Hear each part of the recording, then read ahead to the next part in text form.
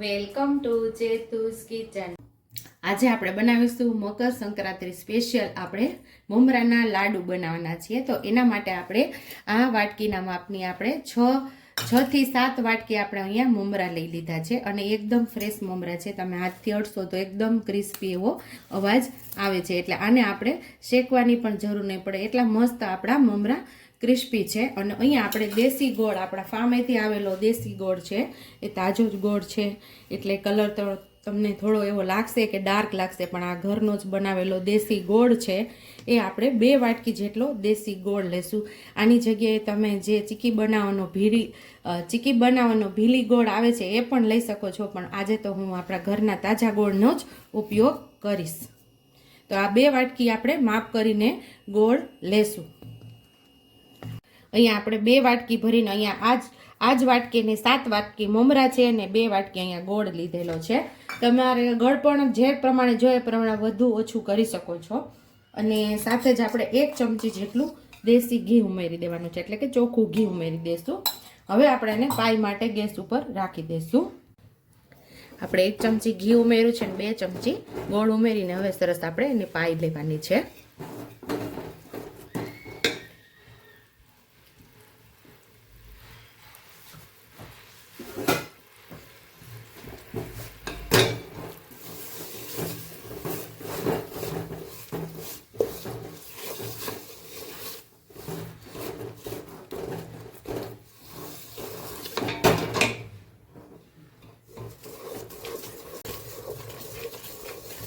સતત આપણે હલાવતા રહીશું। નીચે આપણી જે પાઈ બનાવીએ છીએ બેસી ન જાય એનું આપણે ધ્યાન રાખવાનું છે।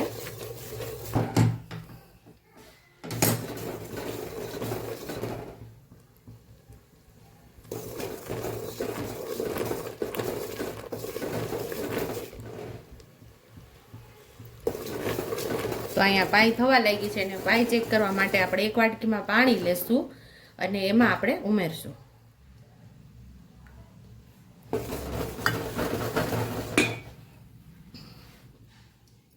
હજી આપણી પાઈ થઈ નથી, જો આવી રીતે આ ચીકણું થાય એટલે આપણી પાઈ હજી થઈ ન હોય। એકદમ આપણે કટક કરીને તૂટી જાય તો સમજવાનું આપણી પાઈ રેડી થઈ ગઈ છે।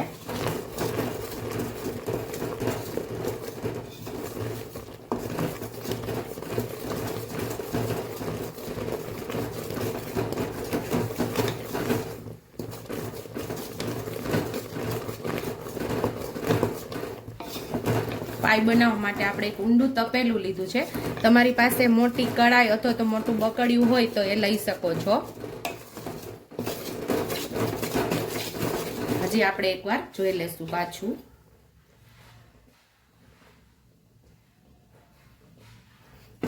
હવે આપણે થોડું ઠંડુ થવા દઈશું। હજુ વાર છે, ચીગમ જેવું થાય છે। આવું ચીગમ જેવું ના થવું છે, આમ દબાવીએ એટલે સીધું બટકી જવું જોઈએ, તો આપણી બરાબર પાઈ રેડી થઈ હોય।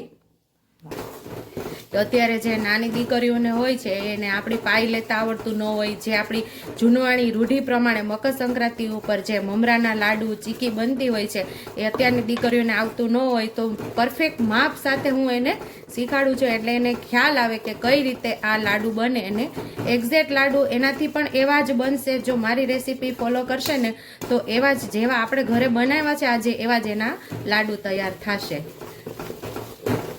આપણે ચેક કર્યા પછી માત્ર 3 જ મિનિટ હલાવશું એટલે આપણી પાઈ રેડી થઈ જશે। હવે 3 જ મિનિટ આપણે સ્લો ગેસ ઉપર આપણે પાઈ લઈએ છીએ। હવે આપણે અહીંયા 3 મિનિટ થઈ ગઈ છે આપણે પાઈ કરતા હતા એને। હવે આપણે એકવાર ચેક કરી લેશું કે આપણી પાઈ આવી ગઈ છે।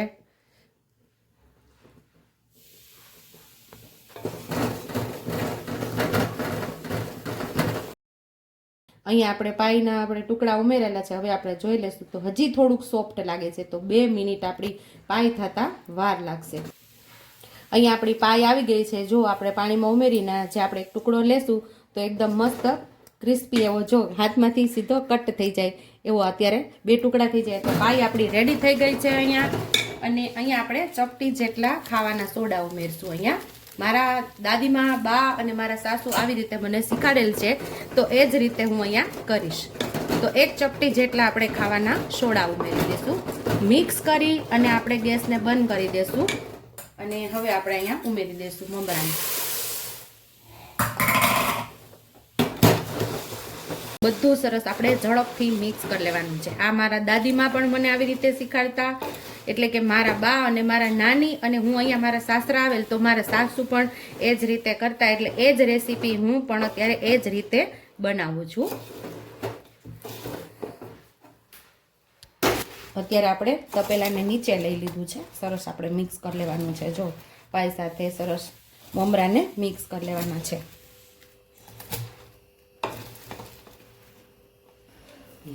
મને અહીંયા થોડુંક મારા પરિવારને થોડો ગોળ વધારે લાગતો હતો, એટલે વધારે ગોળવાળા નથી ભાવતા, સેજ માફક ગોળવાળા ભાવે છે. એટલે અહીંયા મેં 2 વાટકી વધારે ઉમેરેલ છે. 2 વાટકી ગોળ છે અને 8 વાટકી જેટલા આપણે અહીંયા ટોટલ મમરા થયા છે. તો તમારે આવી જ રીતે બનાવવો હોય ઓછા ગોળવાળા તો 2 વાટકી તમે ભરીને ગોળ લેજો અને 8 વાટકી મમરાનો માપ કરી લેજો. તો પરફેક્ટ આવા જ મમરાના લાડુ તમારા પણ બનશે. અહીંયા આપણે પાણીવાળા હાથ કરેલા છે અને આપણે થોડા થોડા માપના નાના નાના લાડુ વાળતા જશું. પાણીવાળો હાથ કરશો ને એટલે તમને ગરમ નહીં લાગે. આવી રીતે આપણે લાડુ વાળી લેવાના છે.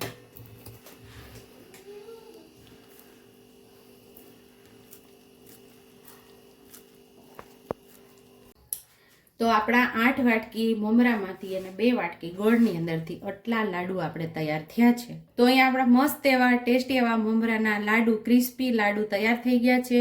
જો તમને મારી રેસીપી પસંદ આવી હોય તો મારી રેસીપીને લાઈક કરજો, શેર કરજો, સબસ્ક્રાઈબ કરજો, બેલ આઇકોનને દબાવતા ભૂલતા નહીં અને કમેન્ટ બોક્સમાં કમેન્ટ કરજો કે મારી રેસીપી કેવી લાગી.